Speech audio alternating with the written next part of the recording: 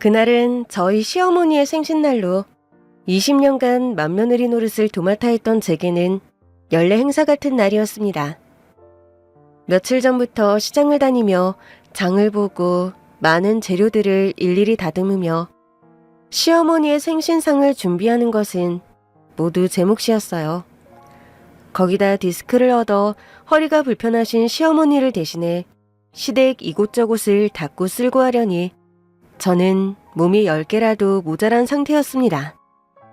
고역에 가까운 일을 하려니 손목이 시큰대고 어깨가 쑤셔왔지만 그래도 저는 괜찮았습니다. 20년 동안 이 집안의 맏며느리로 살아오면서 묵묵히 제 자리를 지켜내는 것이 저의 의무이자 미덕이라 생각하며 스스로를 다독여왔으니까요. 그래도 올해는 뭔가 다를 거라 생각했어요. 그동안 혼자 며느리 노릇하느라 고생 많았던 저에게 드디어 동서가 생겼거든요. 이제 며느리가 둘이 되었으니 어린 동서도 제게 조금은 힘이 되어주지 않을까 기대했습니다. 물론 동서는 잘 나가는 변호사에 저보다 한참 어린 새색시였지만 그래도 없는 것보다는 있는 게 낫지 않을까 싶었죠. 큰 도움이 못 되어도 옆에서 고생을 나눠주는 동지가 있다는 게 어떨 때는 큰 힘이 되기도 하니까요. 하지만 현실은 저의 기대와는 다르게 흘러가고 있었습니다. 동서, 어머니 생신 때 일손 좀 도와줄 수 있을까? 글쎄요. 제가 워낙 바빠서요. 그때 시간이 되려나 모르겠네요. 저도 혹시나 싶어서 물어본 일이었지만 역시나 동서는 도와줄 생각이 없어 보였습니다. 예, 너는 둘째한테 뭘 시키려고 그러니? 쟤 바쁜 거 뻔히 알면서. 둘째야, 너는 그냥 와서 저녁이나 먹고 가라. 생일 신경 쓸 필요 없어. 그래도 어머니 생신인데 동서도 손을 좀 보태면 어떨까 싶어서요. 아유, 예. 둘째랑 네가 같니? 너는 집에서 살림하는 사람이지만 둘째는 밖에서 큰일 하느라 바쁘지 않니? 그 정도는 그냥 너 알아서 하면 안 되겠니? 시어머니마저 동서는 일하느라 바쁘다며 동서 편을 들어주셨습니다. 저도 동서가 바쁜 건 알지만 성이라도 보였으면 했던 건데 시어머니나 동서는 그럴 생각은 없어 보이더라고요. 그래서 결국 그의 생일상도 저 혼자 차려야만 했습니다. 몇 날 며칠 장을 보고 힘들어 음식을 준비하던 저를 돕는 건 아직 고등학생인 제 딸뿐이었죠. 늘 저를 도와주고 챙겨주는 착한 제 딸.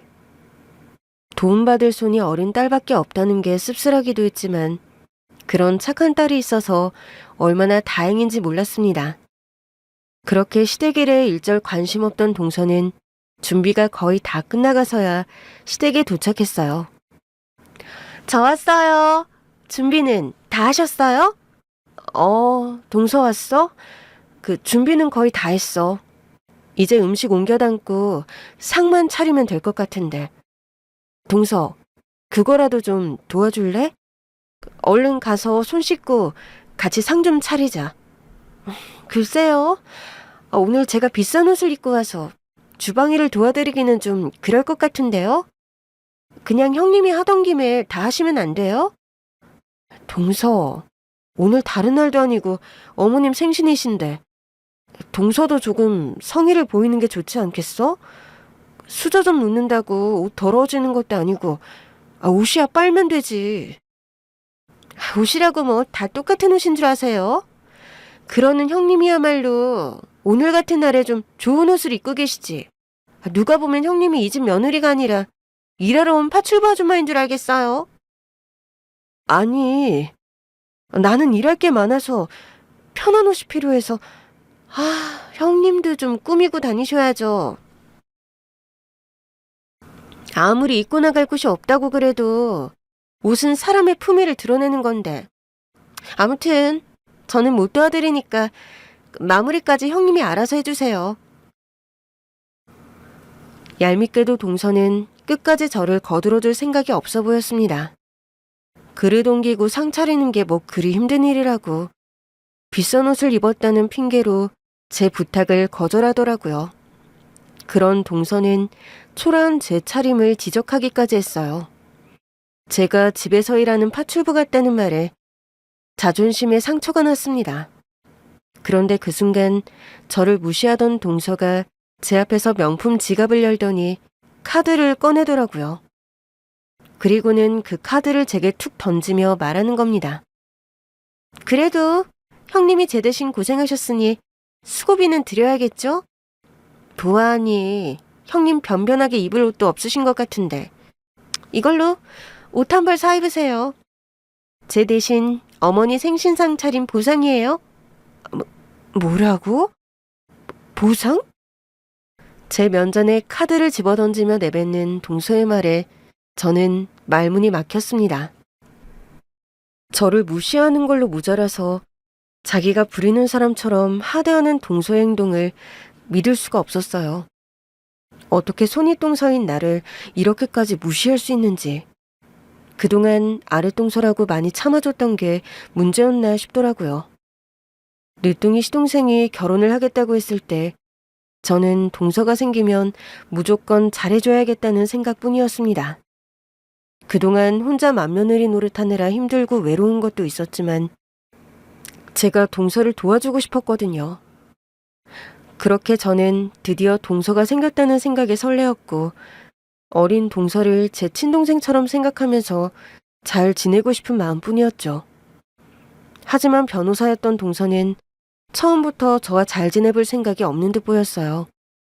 대형 로펌에 다니는 잘 나가는 변호사라던 동서는 그 직업만큼이나 콧대가 높은 사람이었습니다. 그렇게 처음 만났을 때부터 풍기는 동서의 분위기는 저를 위축시키기에 충분했었죠. 동서가 워낙 대단한 사람이니 그렇겠거니 하며 저도 화려한 옷차림과 자신감 넘치는 말투의 당당한 동서를 좋게 보았었습니다. 하지만 그런 동서가 다른 식구들이나 시어머니 앞에서는 살갑고 다정하게 굴면서도 유독 저를 무시하는 것 같더라고요. 어머, 형님은 음식도 참 금방금방 잘하시네요. 근데 저는 형님처럼 시간이 많지 않아서 집안일에 신경 쓸 겨를이 없어요. 어려서부터 집에 일해주시는 분이 계셔서 그런지 살림은 영 체질이 안 맞더라고요. 그래, 동서는 바쁘니까. 일하느라 바쁜데 살림까지 신경 쓰기는 어렵겠지. 네, 아무래도 밖에서 제가 하는 일들이 중요한 일이라서요. 가뜩이나 요즘 세계 정세도 안 좋잖아요. 사회 분위기도 안 좋고요. 어머, 제가 너무 어려운 말을 했나? 형님은 집에서 편하게 계시니까 이런 건 잘 모르시죠? 이런 식의 말들이 동서의 입에서 태연하게 흘러나왔습니다. 제대로 얘기해보지 않고서 저는 가정주부이니 아무것도 모를 거라는 편견과 무시에 저도 당황스러웠죠. 하지만 그때까지만 해도 저는 그저 요즘 젊은 사람들은 다 저렇게 당당한가 보다라고 애써 합리화하며 저의 상처받은 마음을 잘 덮어두곤 했습니다. 그렇게 동서가 시집을 오고 1년이 다 되어가던 어느 날 시댁에 중요한 행사가 있었어요. 바로 저희 시어머니의 생신이었죠.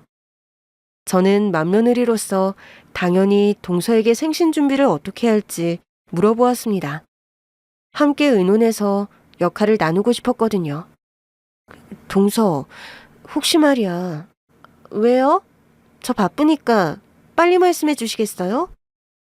아니, 다음 주에 어머님 생신인 거 알지, 동서? 근데요? 그때 도우러 올 건가 해서. 어머니한테 들었겠지만 매년 어머님 생신은 집에서 지내고 있거든. 그동안 내가 혼자 음식을 준비했었는데 올해는 동서가 좀 도와줄 수 있을까? 뭐 대단한 거 시키겠다는 건 아니고 그냥 옆에서 간이라도 봐주고 재료만 좀 다듬어주면 내가 편할 것 같아서. 어머 형님, 저 그런 거 할 줄 몰라요. 아시잖아요. 저희 집에서도 가정부화종나 쓰는 거. 알긴 알지. 그래서 요리하라는 게 아니고 그냥 좀 일손 정도만. 저 바빠요, 형님. 변호사가 뭐 놀고 먹는 직업인 줄 아세요? 그동안 형님이 혼자 알아서 하셨다면서요. 그럼 올해도 형님이 알아서 하시면 되겠네요. 아무튼 저는 바쁘니까 부담 주지 마세요. 저는 그런 거 신경 쓸 시간도 없어요. 그리고 어차피 형님은 집에서 쉬시면서 그런 거라도 하셔야죠. 동서는 당연하게도 도움을 부탁하는 제 말을 거절했고 저는 어쩔 수 없이 혼자 생신상을 준비해야 했습니다. 그렇게 허리 필 새 없이 혼자 바쁘던 중 드디어 동서가 도착한 듯 했습니다. 그런 동서의 두 손에는 명품 쇼핑백이 잔뜩 들려 있었죠. 일 때문에 바쁘다고 못 오겠다 그러더니 쇼핑할 시간은 있었나 싶은 생각이 들더라고요. 동서, 바쁘다더니 쇼핑 다녀온 거야? 아, 이거요? 어머니 생신 선물 사러 갔다가 제 것도 산 거죠. 그나저나 형님은 준비 다 하셨어요? 거의 다 했는데 동서가 상만 차려주면 될 것 같은데? 좀 도와줄래? 저는 늦게서야 도착한 동서에게 도움을 구했습니다. 이미 제가 그 많은 요리를 혼자 했으니 상 차리는 것도 제가 하면 될 일이었지만 그래도 동서가 며느리로서 동서로서 성의를 보였으면 싶었거든요. 바빠서 돕지 못한다고 그래도 미안한 마음이 있으면 숫자라도 놓을 수 있잖아요. 하지만 동서는 겨우 그런 저의 작은 부탁도 들어주지 않았어요. 어머, 저 그런 거 못해요. 그냥 형님이 좀 마무리하세요. 형님, 이거 가지고 백화점 가서 옷 한 벌 사 입으세요. 그리고 저 대신 어머니 생일상 좀 잘 차려주시고요. 동서는 대충 상차림을 훑어보더니 무심하게 신용카드 한 장을 꺼냈습니다. 그리고는 그 카드를 제게 툭 던져버렸죠. 적선하듯 옷 한 벌이나 사 입으라는 동서의 말에 제 억장이 무너지는 기분이 들었습니다. 며느리로서 윗사람으로서 최선을 다하려고 한 제 노력이 동서에게는 그저 우스워 보였나 봅니다. 동서가 던진 카드로 지난 20년간 제가 맏며느리라는 이름으로 헌신했던 모든 것이 산산조각 나버렸습니다. 저는 그저 멍하니 바닥에 떨어진 카드를 내려다볼 뿐 아무 말도 할 수 없었습니다. 그런데 바로 그때 짝 하는 소리와 함께 상황이 뒤바뀌고 말았습니다. 뭐야? 너 뭐 하는 짓이야? 옆에서 그 광경을 전부 지켜보고 있던 제 딸이 그만 화를 참지 못하고 동서의 뺨을 때린 겁니다. 너무 순식간에 벌어진 일이라 저도 얼떨떨해서 그걸 차마 말리지도 못하고 지켜만 보고 있었어요. 어린 시조카에게 뺨을 맞은 동서는 충격이 가시지 않는지 손을 덜덜 떨며 제 딸에게 소리를 질러댔죠. 하지만 제 딸도 가만히 있지는 않았습니다. 너무 당당하고 똑부러지게 동서에게 맞서더라고요. 작은 엄마야말로 뭐 하는 짓이세요? 우리 엄마가 작은 엄마가 부리는 하인인 줄 알아요? 도와주지도 않고 다 부려먹으면서 카드 한 장 던져주면 고마워할 줄 아느냐고요. 어린 게 어디 싸가지 없이 말대꾸를 하고 있어? 조그만 게 어디 어른 몸에 손을 대? 이게 정말 미쳤니? 작은 엄마도 싸가지 없는 건 매한가지 아닌가요? 평생 가족들을 위해 헌신하신 저희 엄마한테 그런 식으로 막말하고 무시해도 되는 거예요? 내가 뭘 어쨌다고 그래. 옷 사 입으라고 카드 주면 고마워해야 하는 거 아니야? 돈이면 다 되는 줄 아세요? 변호사 타이틀 달았다고 사람이 이렇게 아나무인 낼 수 있어요? 이게 지금 나를 가르치려고 들고 있네? 20살도 안 된 게 어디서 그런 못된 걸 배웠어? 너희 엄마가 그렇게 가르쳤니? 너 부모한테 그따위밖에 못 배웠어? 형님이 자식 가정교육을 엉망으로 하셨네. 어린 조카에게 맞아서 화가 잔뜩 난 동서는 저의 가정교육까지 운운하며 저와 제 딸을 향해 화를 냈습니다. 화를 낼 사람이 누구인데 큰 소리를 내나 싶었죠. 그 순간 제가 나서서 동서에게 따지려고 했지만 제가 끼어들 새도 없이 딸아이가 멋지게 받아치더라고요. 작은 엄마야말로 가정교육 다시 배우셔야겠네요. 우리 엄마가 윗사람인데 윗사람한테 카드 집어던지면서 그런 식으로 말하는 건 어디서 배우셨어요? 작은 엄마 부모님이 그렇게 가르치셨나 봐요. 할머니 얘기로는 돈도 많고 교양 있는 집안이라 그러더니 그것도 아닌가 봐요. 아주 못 배운 티가 줄줄 흐르네요. 뭐라고? 너 지금 뭐라는 거야? 저야 아직 어려서 실수를 할 수 있는 나이라고 치더라도 작은 엄마는 30 넘어서 나이 먹을 만큼 먹고 더 배울 것도 없을 것 같은데 그런 행동을 하는 게 믿어지지가 않네요. 저한테 가정교육 운운하기 전에 작은 엄마 스스로를 돌아보세요. 제가 겨우 뺨 한 대 때린 걸 다행으로 아시라고요. 이게 진짜 보자보자니까. 야, 너 당장 나한테 사과 안 해? 얼른 무릎 꿇고 사과해. 사과하란 말이야. 제 딸이 말을 잘하니까 자기도 할 말이 없는지 동서는 그저 고함만 지를 뿐이었습니다. 변호사인 동서가 겨우 고등학생인 제 딸에게 말로 밀리는 모습을 보자니 저는 웃음이 터져나올 것 같았어요. 그리고 떨림없이 단호한 딸의 음성에 저는 괜히 가슴 한편이 시큰하기도 했습니다. 제가 얼마나 가여웠으면 딸아이가 참지 못하고 대신 나설까 싶었으니까요. 평소 제 딸은 조용하고 얌전한 아이였어요. 집에서는 말 잘 듣고 착한 딸에 학교에서는 공부 잘하는 모범생에 어디서 가정교육 얘기를 들을 만한 아이가 아니었죠. 그런데 그런 순한 아이가 동서의 뺨을 때리다니 저는 그 순간 놀라움과 고마움과 함께 알 수 없는 통쾌감을 느꼈습니다. 뭐? 이 어린 게 어디서 되바라지게 굴어? 너 뭔데 어른 앞에서 그런 소리를 하니? 뒤까짓 게 뭘 한다고 함부로 짓거려? 제가 작은 엄마보다 어려도 적어도 작은 엄마처럼 개념 없지는 않은 것 같은데요? 작은 엄마야말로 기본적인 예의도 지키지 않으면서 무슨 할 말이 있나요? 그래서 내가 네 엄마 좀 무시했다고 이러는 거야? 예? 네가 어려서 아직 뭘 모르는 모양인데 세상에는 급이라는 게 있는 거야. 네 엄마랑 내가 같은 며느리가 아니야. 나는 너희 엄마처럼 집에서 놀고 먹는 백수도 아니고 대한민국 최고의 로펌 변호사라고. 너희들이 상상도 못할 돈을 벌고 있다고. 동서도 참 한결같은 사람이었습니다. 그렇게 사람을 무시해야 성이 풀리는지 동서는 끝까지 저를 무시하며 제 딸을 탓하고 있었어요. 돈이면 형님을 부려도 된다고 생각하는지 자신의 학벌과 직업 그리고 돈을 내세우며 저와 제 딸을 모욕하는 모습이 천박하다는 생각마저 들었어요. 변호사라는 번듯한 직업 뒤에 숨겨진 그녀의 본성이 그렇게 적나라하게 드러나는 순간이었죠. 하지만 제 딸은 거기서도 눈 하나 깜빡하지 않았습니다. 오히려 더 당당하고 차갑게 동서의 말을 받아쳐내더라고요. 돈이 아무리 많으면 뭐해요. 인성이 쓰레기인데. 작은 엄마는 돈으로 사람을 무시하고 모욕하는 법만 배우셨나 봐요.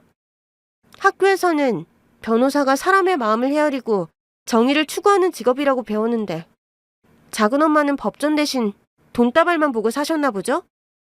그런 게 변호사라면 저는 변호사를 존경할 수 없겠네요.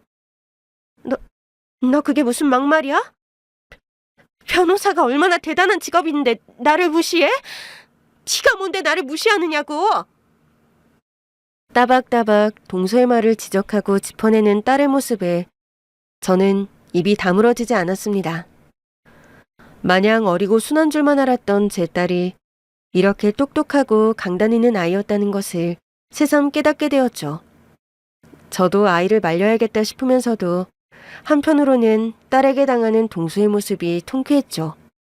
그래도 애써 딸을 말리며 상황을 해결하려 하는데 그때 허리 디스크로 거동이 불편하신 시어머니가 방에서 소란을 듣고 힘들게 나오시더라고요. 그제서야 동서는 치부를 들키기라도 한 듯 당황한 기색이 역력했습니다. 하지만 금세 얼굴 표정을 바꿔서 시어머니 옆으로 달려가 알랑방구를 끼더라고요. 동서는 방금 전까지 어린 조카 앞에서 난리치던 모습은 감쪽같이 숨겨버리고 울먹이는 목소리로 시어머니께 거짓말을 늘어놓기 시작했습니다. 마치 자신이 억울하게 당한 피해자인 양 연기를 하는 것이었습니다. 변호사의 직업병이라고 해야 하는 건지 순식간에 상황을 자신에게 유리하게 끌고 가려는 모습이 기막히기만 했죠. 어머니, 이것 좀 보세요. 세상에, 유진이가 저를 때리는 거 있죠? 대체 제가 뭘 잘못했다고 이러는지. 아무래도 얘가 절 미워하는 것 같아요. 정말 황당해서 지금 손이 덜덜 떨려요. 억울하다며 눈물까지 쏟는 동서의 연기에 저도 모르게 박수가 나올 지경이었습니다. 방금 전까지 그 난리를 피운 걸 어떻게 저렇게 쏙 숨길 수가 있는지, 이중적인 동서가 지금껏 시어머니를 어떻게 손 위에 놓고 주물렀을지 알겠더라고요. 그리고 저는 괜히 제 딸이 잘못을 뒤집었을까 싶어 걱정이 되었습니다. 이제는 정말 엄마인 제가 나서야 할 때라고 생각했어요. 아니에요, 어머니. 유진이는 그냥 제 편을 들어주려고 그런 거예요.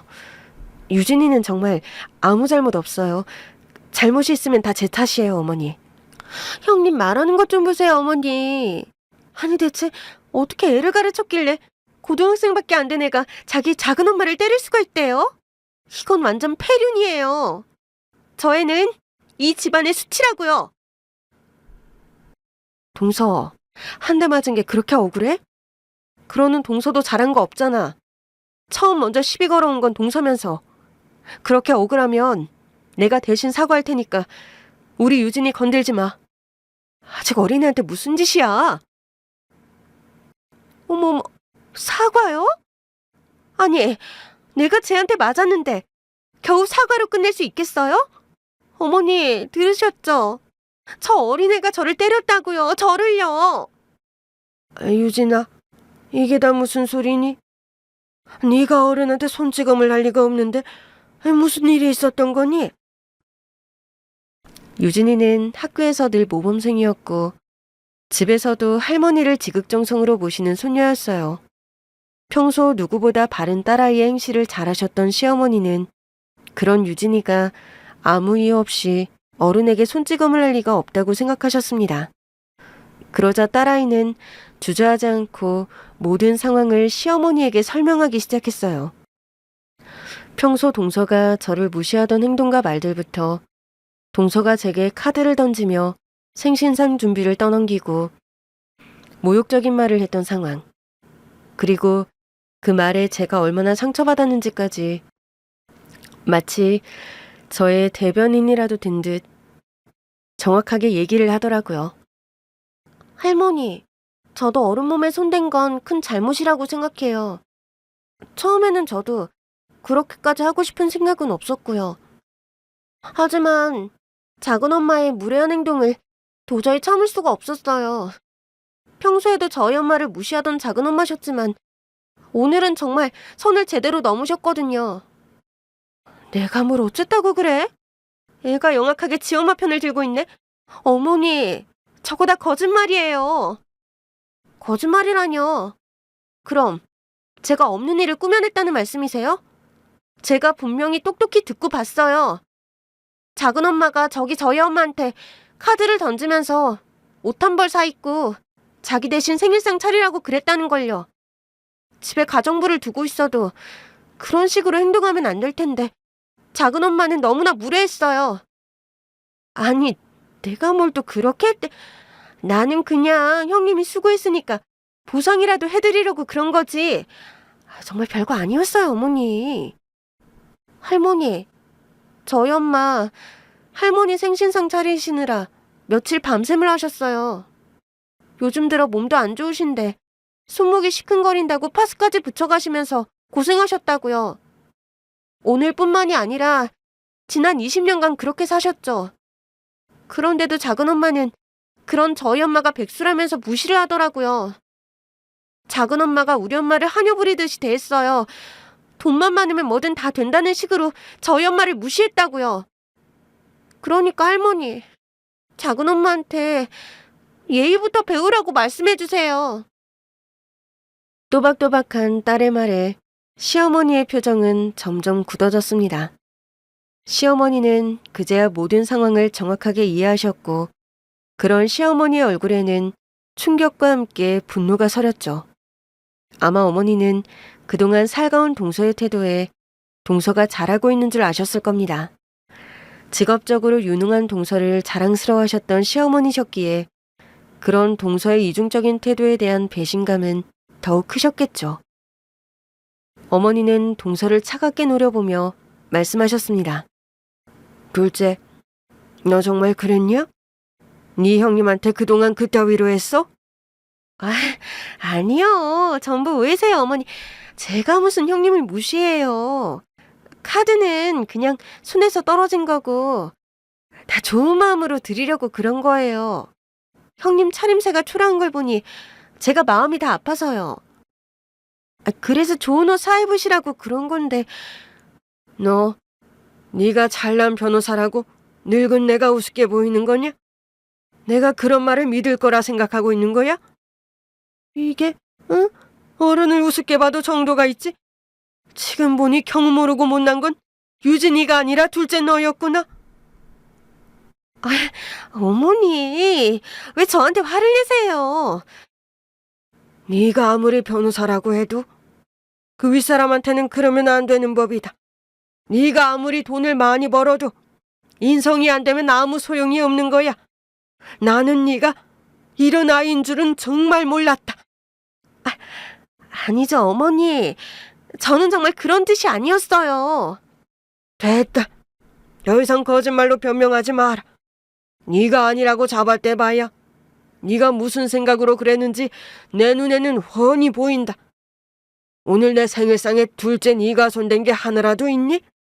아니면 겨우 이런 선물들로 내 환심을 사면 그만이라 생각했어?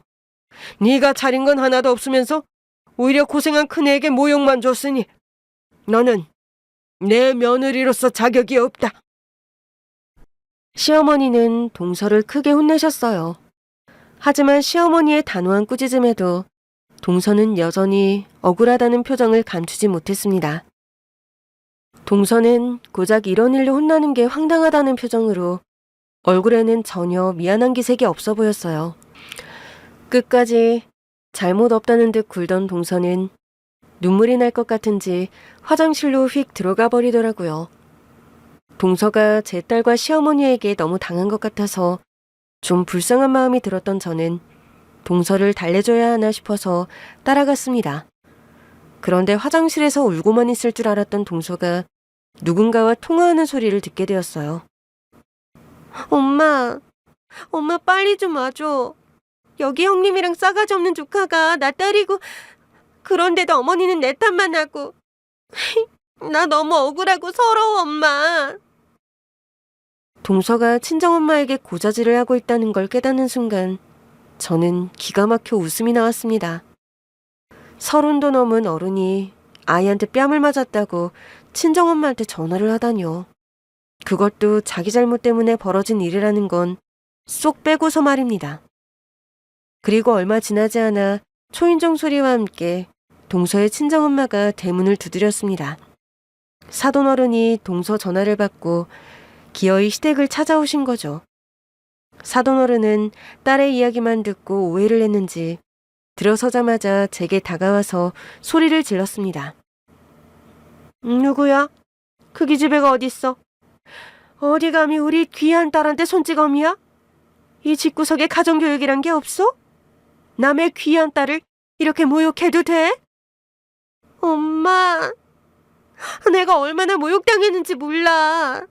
형님이랑 조카가 나를 완전히 쓰레기 취급했어.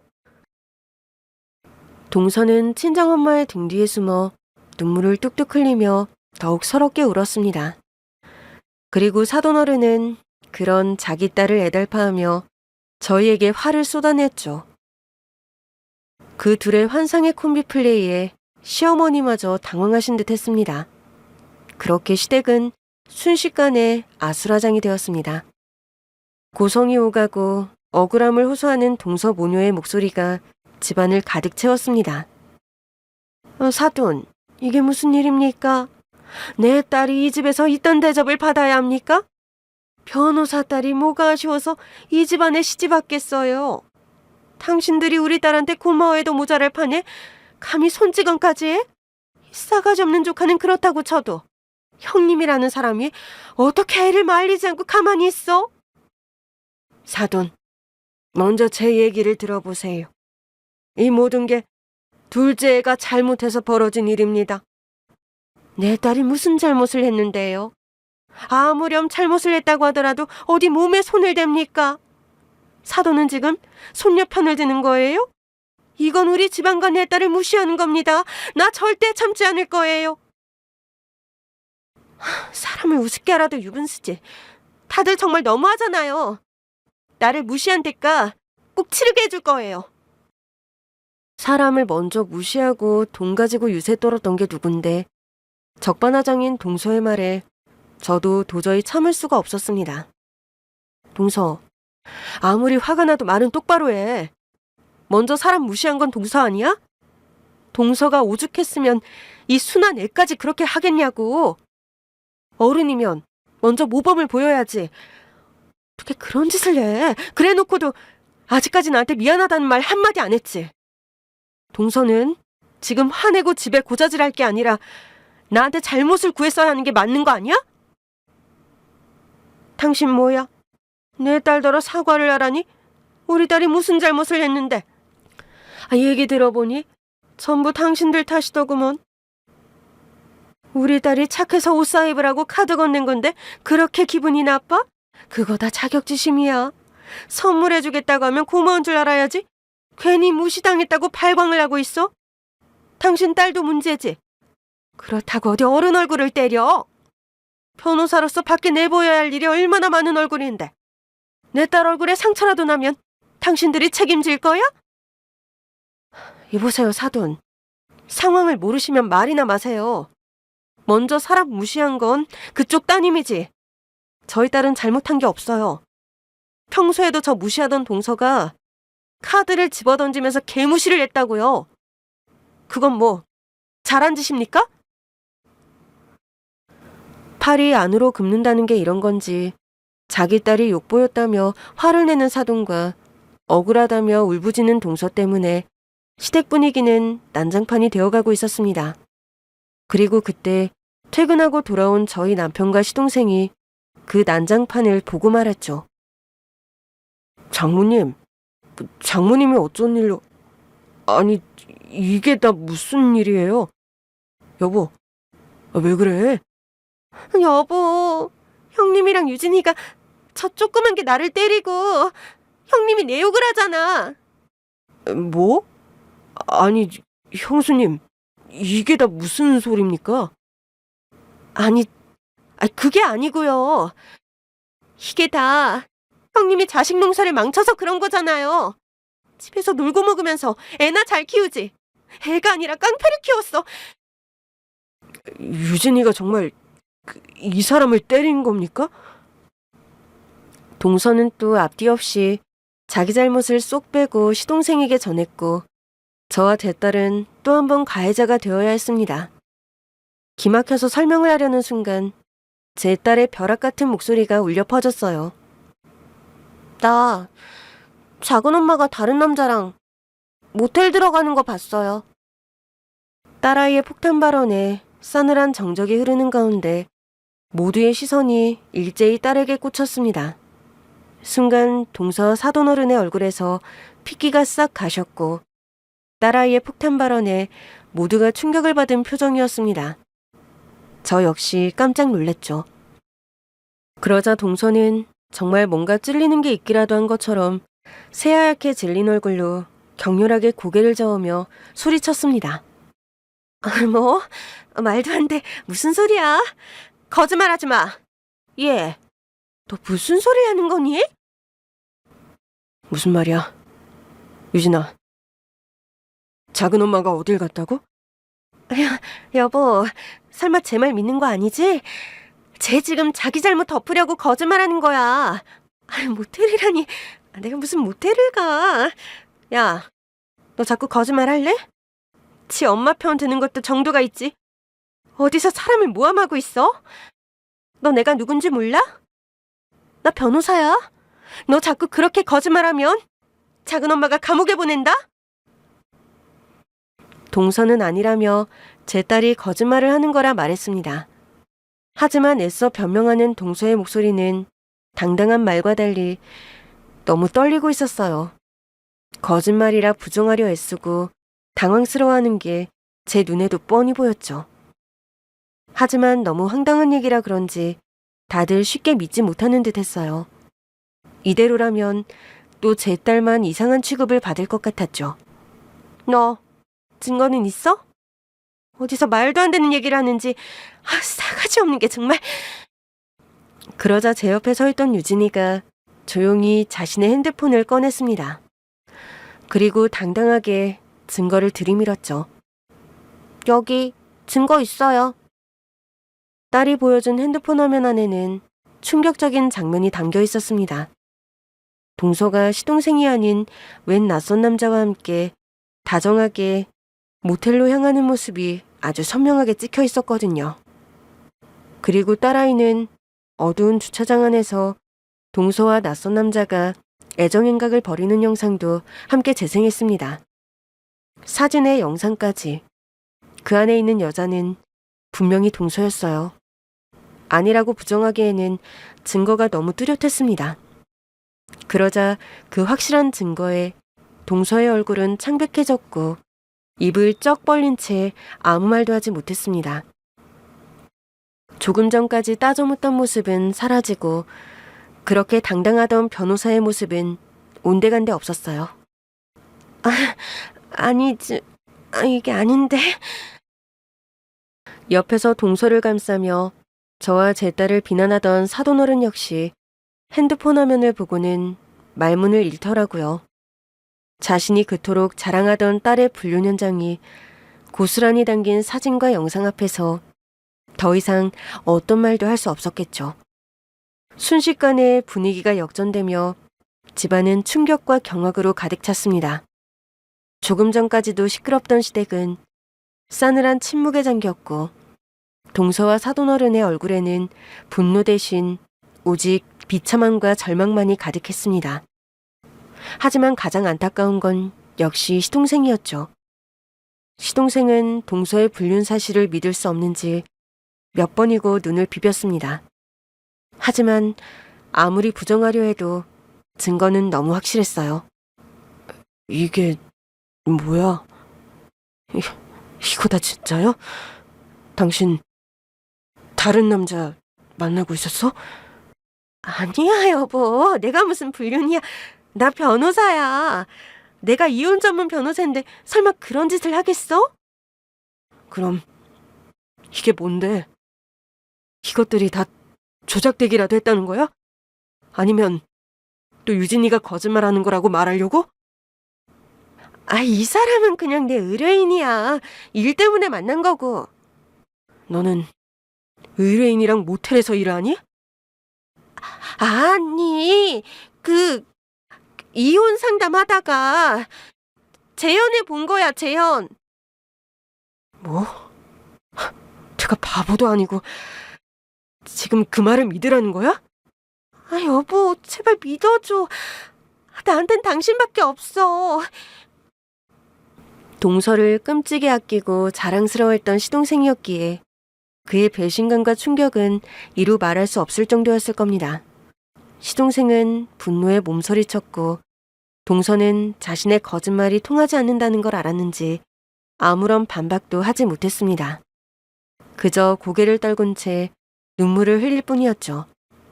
더 이상 변명할 여지도 거짓말을 지어낼 힘도 없어 보였습니다. 시어머니 역시 충격에서 헤어나오지 못하고 계셨어요. 당신이 그토록 자랑스러워했던 막내 며느리, 학벌 좋고 능력 있는 변호사라고 칭찬이 마르지 않으셨던 동서의 본색이 드러나버린 거죠.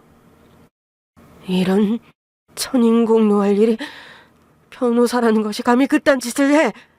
네가 우리 집안을 우롱해. 감히 이런 더러운 짓을 저질러.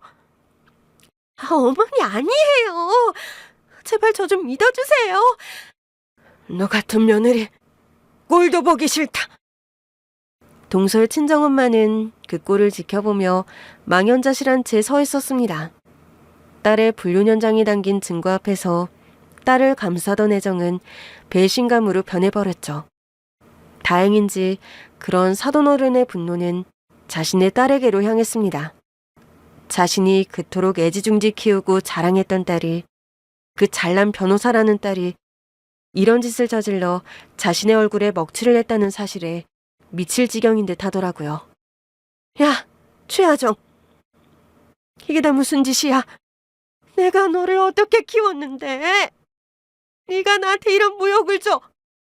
변호사 체면에 감히 이런 짓을 저질러?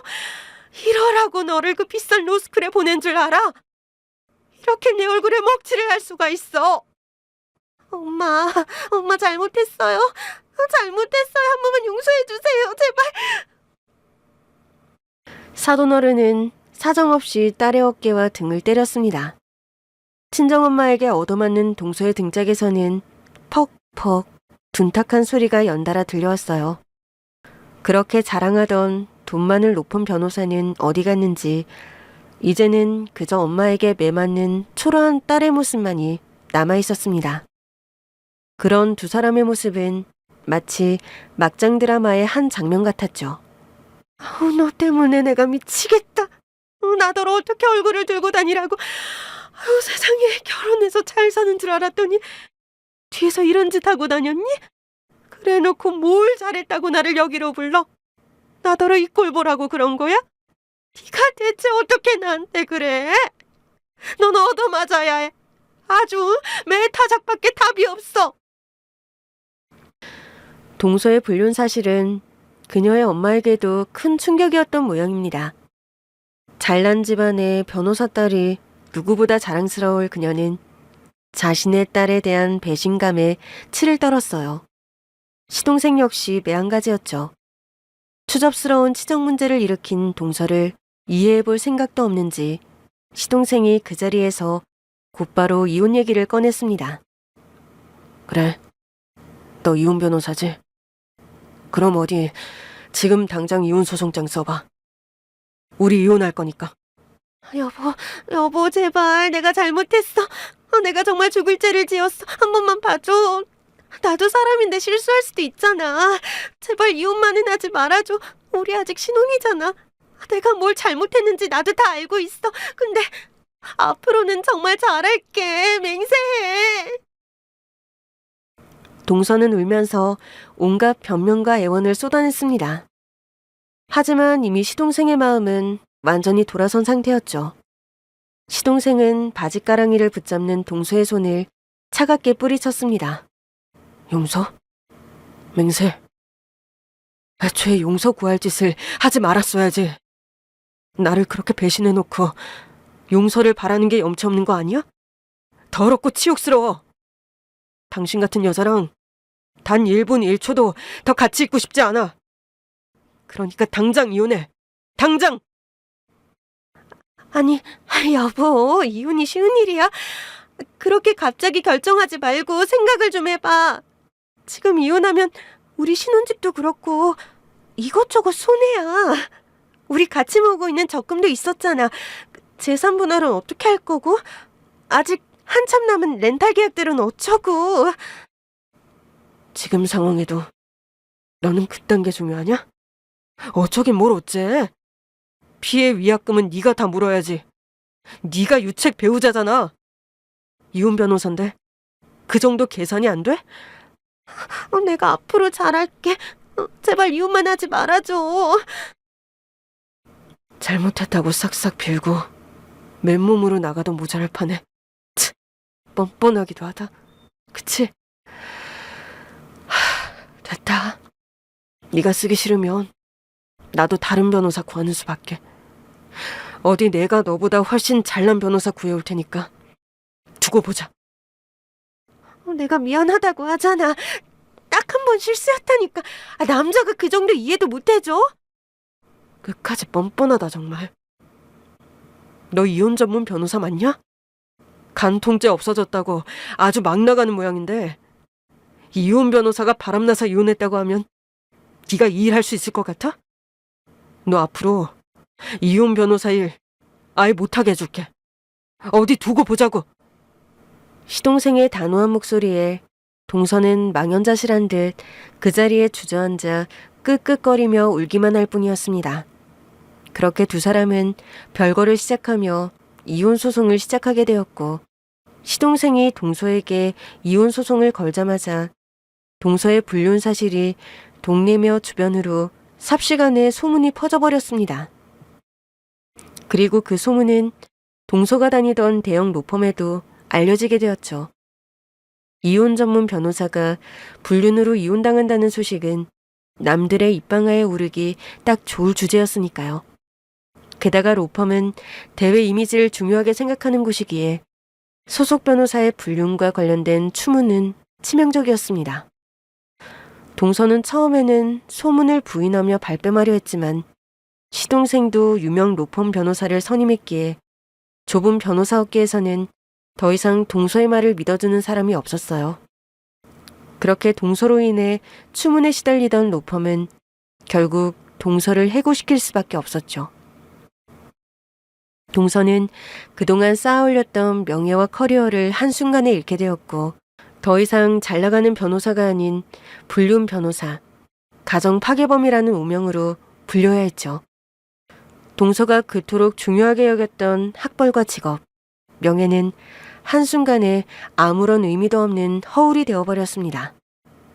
그렇게 이혼 소송은 일사천리로 진행되었습니다.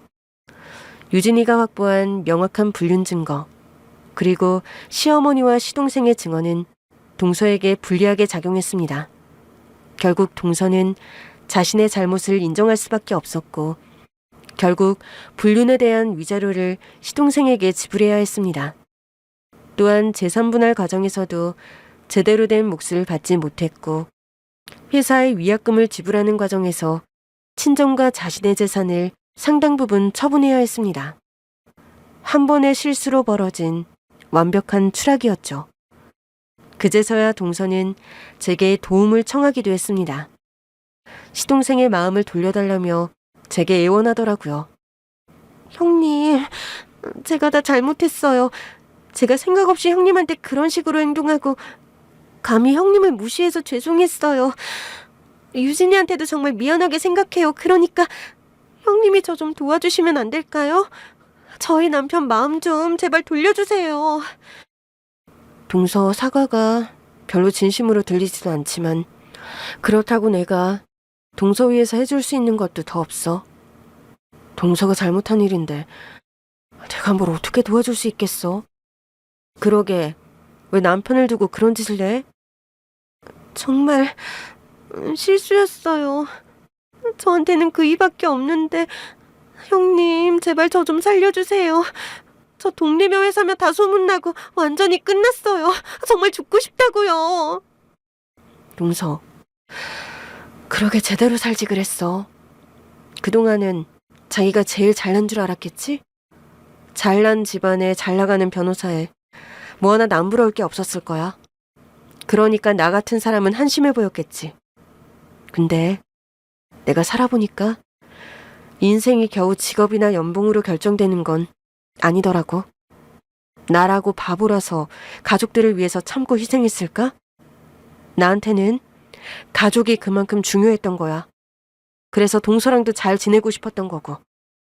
물론 이제는 그럴 기회도 없겠지만. 형님, 제가 이제 잘할게요. 도와주세요. 내가 도와주기에는 동서가 저지른 잘못이 너무 크네. 그러니까 이제는 포기해. 서방님도 내 가족이고 나한테는 동서보다 당연히 서방님이 더 중요해. 동서가 서방님한테 저지른 짓, 상처, 나도 그거 다 용서 못할 것 같아. 그러니까 이번 일로 인생을 다시 생각해봐. 동서가 자랑하는 그런 것들보다 더 소중하고 중요한 게 있다는 걸 동서도 이번 기회에 깨달았으면 좋겠어. 그 말을 끝으로 저는 동서의 연락처를 차단했습니다. 그 후로 동서가 어떻게 지내는지 알 수 없었죠.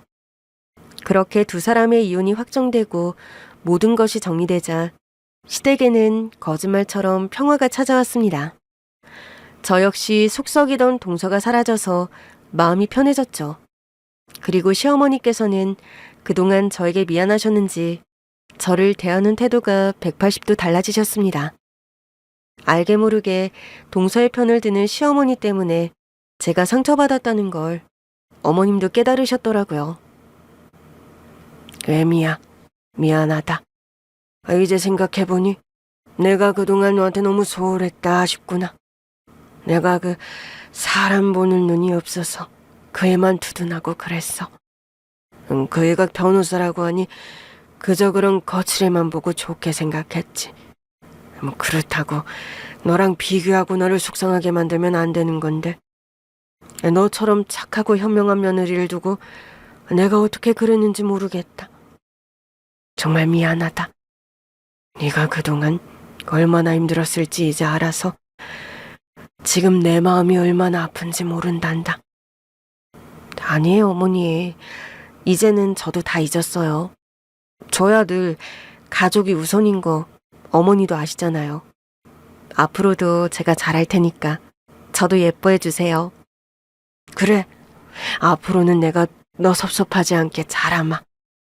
정말 고맙고 미안하다. 시어머니는 제 손을 잡고 진심으로 사과하셨습니다. 어머니의 눈에는 진심 어린 눈물이 고여 있었고 제게 다시는 그러지 않겠다 약속까지 해주셨죠. 덕분에 지난 20년 묵은 제 가슴속 응어리가 그제야 조금씩 풀리는 듯 했습니다. 시어머니의 진심 어린 사과는 제 마음을 어루만져주는 따뜻한 위로가 되었습니다. 그리고 어머니는 딸아이의 용기와 지혜로움에 대해서도 연신 칭찬을 아끼지 않으셨습니다. 그러고 보니 이번 일에 가장 큰 일을 한 건 우리 손녀구나. 유진이 네가 정말 장하구나.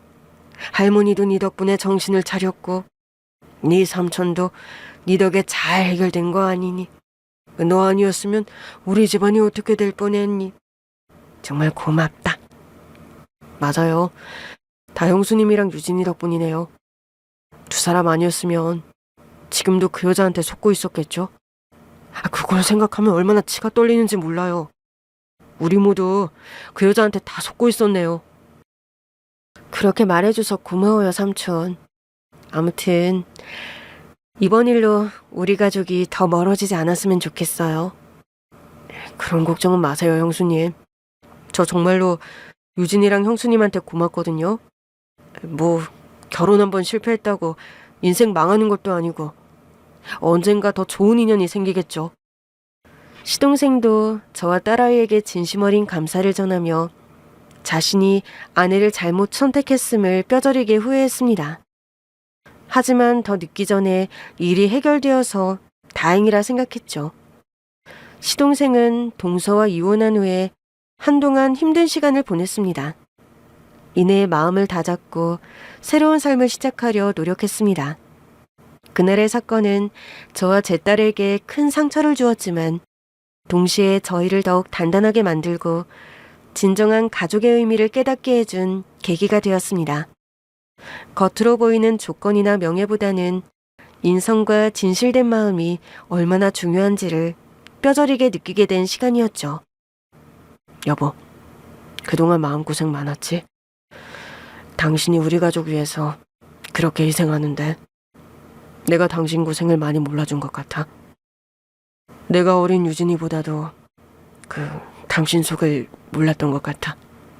유진이한테도 면목 없고 당신한테도 많이 미안하네. 그럼 이제라도 좀 알아줘. 난 많은 거 바라는 거 없어. 그냥 내 가족들을 얼마나 사랑하는지 다들 알아주기만 하면 돼. 알았어. 앞으로는 당신 서운하게 하는 일 절대 없을 거야. 힘든 일은 나누고 속상한 일은 털어놔.